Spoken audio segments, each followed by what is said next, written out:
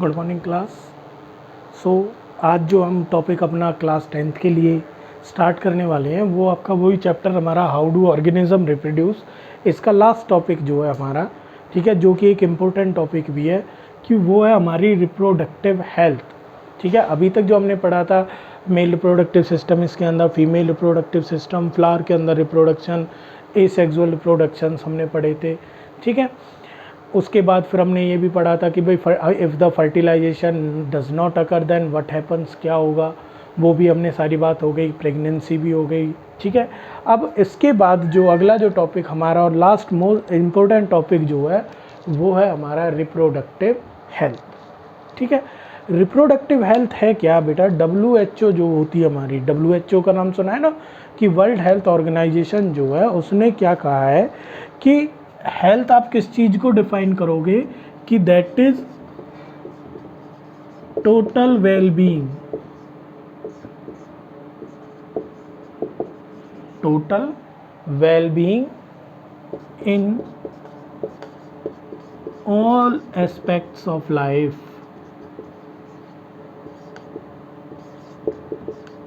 ठीक है, आपकी लाइफ के जितने भी एस्पेक्ट्स होते हैं, एस्पेक्ट्स यहाँ पे क्या है कि भाई देखो, हेल्थ सिर्फ वही नहीं होती कि आप फिजिकली फिट हो, कि आपने मसल्स ग्रोथ कर लिया बस, नहीं, आपको फिजिकली भी फिट होना है, मेंटली भी फिट होना है, सोशली कि आपका सोसाइटी में किस तरीके से वो है और आपका बिहेवियर किस तरीके का है। अगर ये सारी चीज़ें आपके अंदर क्वालिटी हैं तो आपको क्या कहा जाएगा?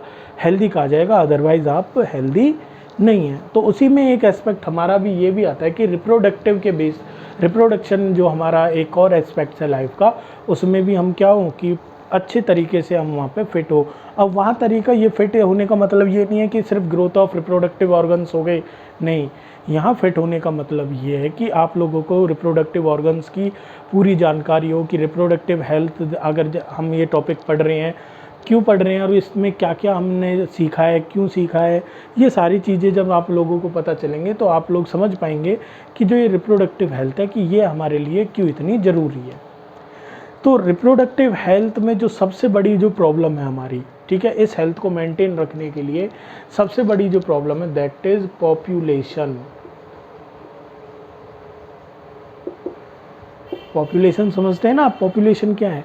पॉपुलेशन बेसिकली क्या कहेंगे हम पॉपुलेशन को? बताओ किस तरीके से डिफाइन करोगे? मैं इसको यहाँ पे लिख देता हूँ कि पॉपुलेशन क्या होती है आपकी।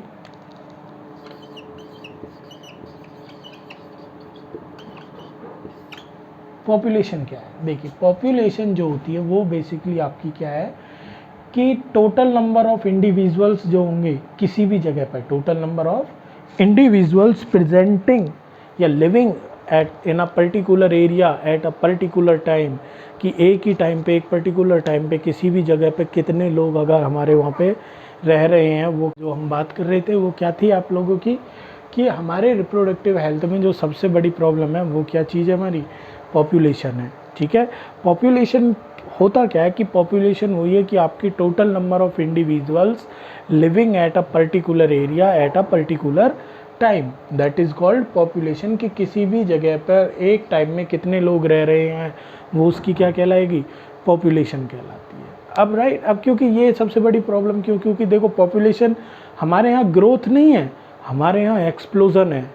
कि हमारे यहाँ जो रेट चल रहा है ना आपको, वो तकरीबन 17% का है, कि 17% जो हमारी एक साल में ग्रोथ हो जाती है पॉपुलेशन की। ठीक है, अब ये क्या कह देखिए, अगर हम देखें कुछ अपना 2011 के अकॉर्डिंग ही देखें, हमारी पॉपुलेशन तकरीबन 121 करोड़ थी। ठीक है, अब जो हमारी पॉपुलेशन है वो 133 करोड़ से भी ज़्यादा हो चुकी है, और 2011 से और 2020 यानी अप्रॉक्सीमेटली 10 ईयर्स में ही हमारी पॉपुलेशन तकरीबन कितनी बढ़ चुकी है? 121 से लेके कितनी हो गई? 133 करोड़ हो गई। अब जितनी ज़्यादा पॉपुलेशन बढ़ेगी उतनी ज़्यादा हमारे लिए प्रॉब्लम्स भी क्रिएट होंगी। ठीक है, क्योंकि सबसे बड़ी जड़ क्या है, अगर किसी भी नेशन की ग्रोथ में अगर सबसे बड़ी प्रॉब्लम क्या होती है, वो होती है उसकी पॉपुलेशन। अगर पॉपुलेशन कम है तो इजीली गवर्नमेंट हर सेक्टर पे आसानी से काम कर सकती है, अदरवाइज़ उसका आधे से ज़्यादा ध्यान तो किस पे चला जाता है? उस पॉपुलेशन को फीड कराने पे जाता है, तो फिर बाकी की चीज़ों में जो देश हमारा वो थोड़ा पीछे रह जाता है। ठीक है, अब ये जो पॉपुलेशन जो एक्सप्लोट हो रही है, वो एक्सप्लोजन जो हो रहा है वो किस वजह से हो रहा है? यहाँ जो सबसे बड़ा कारण है पॉपुलेशन एक्सप्लोजन का, वो चीज़ है आपकी सबसे पहली लो मोर्टेलिटी रेट, कि जो आपकी मोर्टेलिटी रेट है, मरने की जो दर है। क्योंकि आपने पहले देखा होगा कि पहले जो लोग थे बीमारी फैली मर गई, आजकल तो कोरोना से भी इतने नहीं मरे। अगर हम इंडिया की हम बात करें तो कोरोना इतनी बड़ी पेंडेमिक डिजीज़ बन चुकी है, लेकिन फिर भी अगर हमारे यहाँ देखें तो उस एस्पेक्ट्स में तो कुछ भी डेथ नहीं हुई। तो यहाँ मोर्टेलिटी रेट क्या हो गई है? कम हो गई है। और जब मोर्टेलिटी रेट किसी भी जगह की कम होगी तो वहाँ की पॉपुलेशन क्या होगी भाई? जब नए पुराने मरेंगे ही नहीं, ठीक है, पुराने मर नहीं रहे और नए वाले उसमें क्या होते जा रहे हैं? ऐड होते जा रहे हैं, तो पॉपुलेशन क्या होगी? इंक्रीज़ होगी। ठीक है, वो पॉपुलेशन, तो सबसे बड़ी जो दिक्कत है पॉपुलेशन जो एक्सप्लोजन हो रही है वो है लो मोर्टेलिटी रेट। क्योंकि हेल्थ केयर सेक्टर हमारा इतना मतलब डेवलप हो चुका है, कुछ डेवलपमेंट उसके अंदर हो चुकी है कि मोर्टेलिटी रेट को उसने कम कर दिया है। और दूसरी सबसे बड़ी बात है वो है एजुकेशन। हमारी अभी भी काफ़ी ज़्यादा पॉपुलेशन इलिटरेट है, और जिसकी वजह से पॉपुलेशन इंक्रीज़ होने का भी एक रीज़न अनएजुकेशन भी है। ठीक है, तो ये सारी चीज़ हमारी जो हमारी रिप्रोडक्टिव हेल्थ है उसको अफेक्ट कर रही है। अब इस चीज़ को रोकने के लिए, क्योंकि देखो हर काम गवर्नमेंट का ही नहीं होता, ठीक है, थोड़ा सा हमें भी समझना पड़ेगा कि किस तरीके से हम इस चीज़ को कंट्रोल कर सकते हैं। क्योंकि जब हम पॉपुलेशन कम रखेंगे, आप अपने घर से ही लगा लो कि अगर हमारे घर में जो मेंबर्स हैं वो कम होंगे तो इस सब पे अच्छी तरीके से ध्यान जा सकता है, लेकिन अगर मेंबर्स ज़्यादा होंगे तो हर किसी पे ध्यान उतना अच्छे तरीके से नहीं जाएगा। तो वही चीज़ हमारी पॉपुलेशन, हमारे जो परिवार, भारत जो परिवार है वहाँ पे भी लागू होती है। अगर पॉपुलेशन हमारी कम हुई तो इजीली हमारी जो गवर्नमेंट है हर किसी पे ध्यान दे सकती है। ठीक है, अब पॉपुलेशन को कंट्रोल करने के लिए हमारे पास क्या है कि हमारा जो एक RCH प्रोग्राम होता है, गवर्नमेंट ने जिसको लॉन्च किया, एक अकेला इंडिया ही ऐसा है जिसने ये प्रोग्राम लॉन्च किए थे कि पॉपुलेशन को कम करने के। ठीक है, RCH जो प्रोग्राम है आपके reproductive child and health care, ठीक है, reproductive and child health care programme, reproductive child and health care programme RCH programme थे, जिसमें आपने स्लोगन्स भी पढ़े होंगे, वो हम दो हमारे दो करके वो स्लोगन्स थे। ठीक है, अब इस पॉपुलेशन एक्सप्लोजन को रोकने के लिए क्या है कि हमारे कुछ बर्थ कंट्रोल मेथड्स हैं। ठीक है, बर्थ कंट्रोल मेथड्स क्या होते हैं कि वो मेथड्स जो फर्टिलाइजेशन को रोक दें, और फर्टिलाइजेशन को रोक देंगे तो दैट मीन्स फिर आपका आगे की प्रोसेस सारी बंद हो जाएगी और प्रेगनेंसी हमारे वहाँ पे नहीं होगी। ठीक है, अब जो हम बात करते हैं कि ये बर्थ कंट्रोल मेथड कौन कौन से हैं, बर्थ कंट्रोल मेथड में हम सबसे पहली जो बात, इनको क्या भी कहते हैं, एक कॉन्ट्रासेप्टिव मेथड भी कहते हैं। बर्थ कंट्रोल मेथड्स का दूसरा नाम क्या है आपका? Contraceptive methods. अब ये जो कॉन्ट्रासेप्टिव मेथड्स हैं, इनमें भी जो सबसे आइडियल है उसके क्या कैरेक्टरिस्टिक्स होने चाहिए कि एक अच्छा कॉन्ट्रासेप्टिव मेथड आप किसे समझोगे? तो एक अच्छा जो कॉन्ट्रासेप्टिव मेथड जो है वो हमारा क्या होता है, इजीली अवेलेबल हो, आसानी से सबको मिल जाए। ठीक है, दूसरा जो है कि यूज़र फ्रेंडली हो, हर कोई उसे यूज़ करना जानता हो। ठीक है, तीसरा लो साइड इफ़ेक्ट हो उसके, कि सब कम से कम उसके क्या हो, हमारे साइड इफ़ेक्ट हो, तो हम उस कॉन्ट्रासेप्टिव मेथड को एक आइडियल कॉन्ट्रासेप्टिव मेथड कहेंगे। अब इसमें हमारा जो सबसे पहले जो बात आती है, इसमें जो कॉन्ट्रासेप्टिव मेथड है वो सबसे पहला हम देखें तो यहाँ पे नेचुरल मेथड जो है हमारा वो कॉन्ट्रासेप्टिव मेथड्स में है।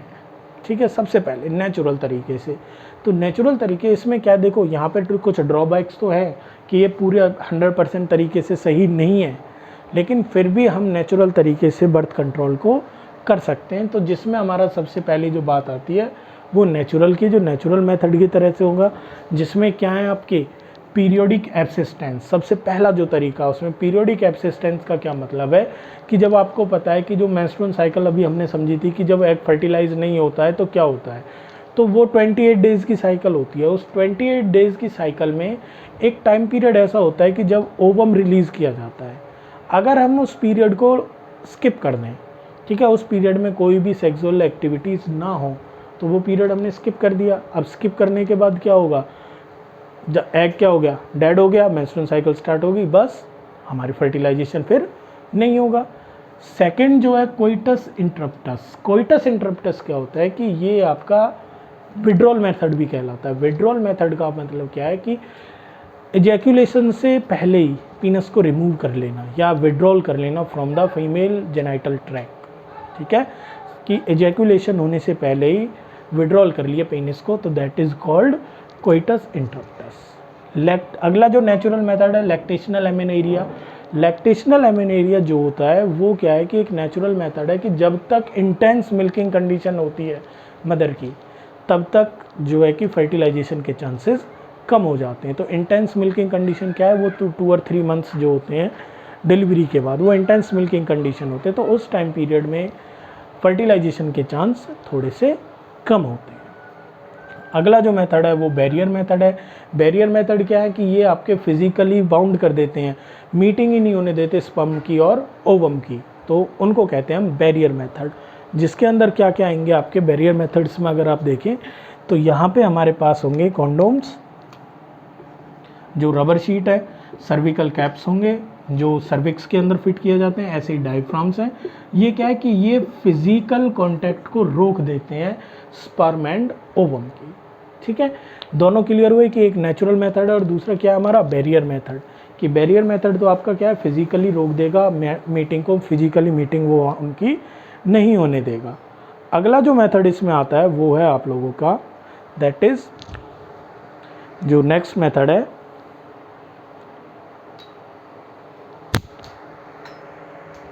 ठीक है। अगले मेथड की हम बात करते हैं यहाँ पे IUDS, intra uterine devices. Next जो that is IUDS, intra uterine devices, ठीक है। इंट्रा यूटेराइन डिवाइसेस क्या कहती हैं आपकी,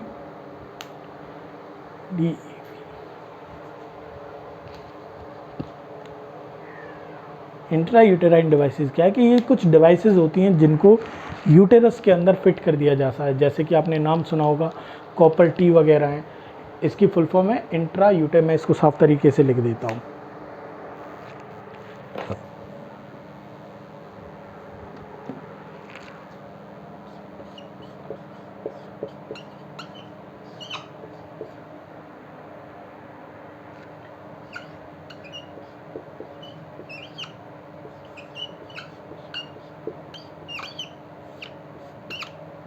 ठीक है, ये होती हैं आपकी intra uterine devices.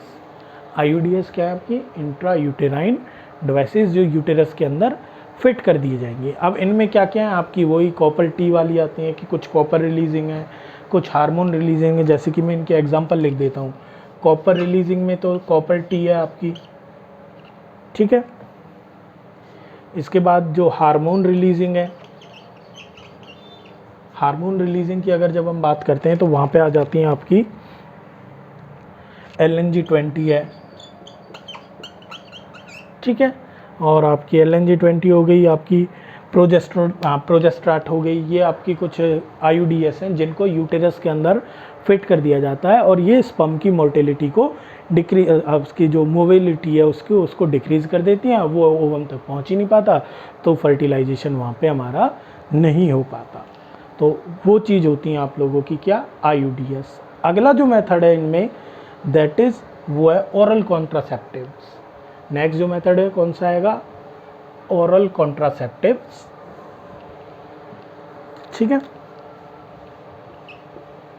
Oral contraceptive, oral contraceptive में क्या होता है कि इसमें आती है केमिकल पिल्स। ओरल कॉन्ट्रासेप्टिव में क्या आएंगी आप लोगों की केमिकल पिल्स आएंगी। जैसे कि आपकी अनवांटेड 72 है जिनको कोइटस के 72 आवर्स के अंदर लेना होता है। ये तो होती हैं इमरजेंसी पिल्स, ठीक है। और कुछ आती हैं आपकी जो मंथली पिल्स होती हैं जिनको रेगुलर लेना पड़ता है। जैसे कि आपकी सहेली है, ठीक है। सहेली जो पिल है वो आप लोगों की मंथली पिल है, इसको अगर रेगुलर लेते हैं तो फिर ये हमारे फर्टिलाइजेशन को नहीं होने देती। ये क्या करती हैं आपकी ओरल पिल्स की, ये ओव्यूलेशन को इनिबिट करती हैं और साथ के साथ इम्प्लांटेशन को भी इनिबिट करती हैं। तो वो है आपकी ओरल कंट्रासेप्टिव। और जो लास्ट आता है जिसमें दैट इज़ सर्जिकल मेथड जो है, तो अगला जो है वो क्या है आपका सर्जरिकल मेथड, जिसमें सर्जरी के थ्रू हम क्या कर देते हैं, जिसमें एक तो आता है वेस्कोटोमी। सर्जिकल मेथड में पहला क्या है, वेस्कोटोमी, और जो दूसरा है दैट इज ट्यूबेक्टोमी। ठीक है, वेस्कोटोमी तो जो हम करते हैं वो मेल्स के अंदर की वास्ट डिफरेंस को कट कर दिया जाएगा और उनको बांध दिया जाएगा। अब वास्ट डिफरेंस कट हो गए तो उस पर हम आगे तक हमारे आएंगे ही नहीं, ऐसे उस प्रोसेस को कहते हैं वेस्कोटोमी। ये आपकी परमानेंट सॉल्यूशन। ठीक है, और ट्यूबेक्टोमी क्या है कि ट्यूबेक्टोमी जो है वो आप लोगों की क्या है कि जो फीमेल के अंदर फेलोपियन ट्यूब को सेम उसी तरीके से काट के टाई कर दिया जाएगा ताकि ओवम आपका बाहर ना निकले। तो ये थे हमारे बर्थ कंट्रोल के कुछ मेथड्स जो थे।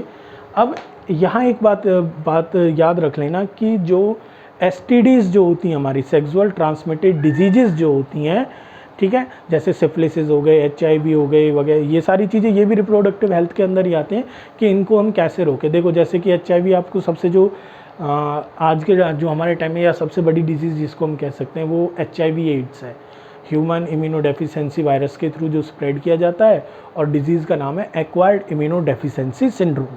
ठीक है, अब ये जो कॉन्ट्रासेप्टिव मेथड्स हैं ये सिर्फ प्रेगनेंसी को रोकते हैं, ये they do not prevent the spread of STD, sexually transmitted disease के जो स्प्रेड है उसको वो नहीं रोकेंगी।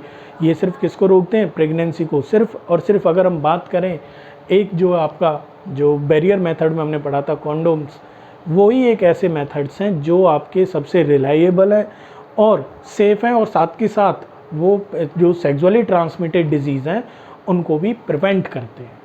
ठीक है, तो ये जो टॉपिक था हमारा, ये था आज का जो टॉपिक रिप्रोडक्टिव हेल्थ के अंदर बर्थ कंट्रोल जो मेथड था। ये आपके पेपर में भी आपके जो एग्ज़ाम बोर्ड एग्ज़ाम जो हैं वहाँ पे भी इनके बारे में क्वेश्चंस बन जाते हैं। ठीक है, तो यहाँ पे मैं आपको बता दूं कि जो बैरियर मेथड्स हमने पढ़े हैं वो बैरियर मेथड कौन कौन से थे। सबसे पहले नेचुरल मेथड पढ़ा, ठीक है, उसके बाद फिर बैरियर मेथड पढ़ा, फिर हमने पढ़ा IUDs, फिर ओरल कॉन्ट्रासेप्टिव्स, और फिर सर्जिकल। ये 5 मेथड्स हैं आपके जो क्या कहलाते हैं आपके कॉन्ट्रासेप्टिव मेथड्स, और इनमें जो सबसे बेस्ट है वो यूजिंग ऑफ कॉन्डोम्स, जो आपको प्रेगनेंसी साथ के साथ स्प्रेड ऑफ STDs से भी बचाता है।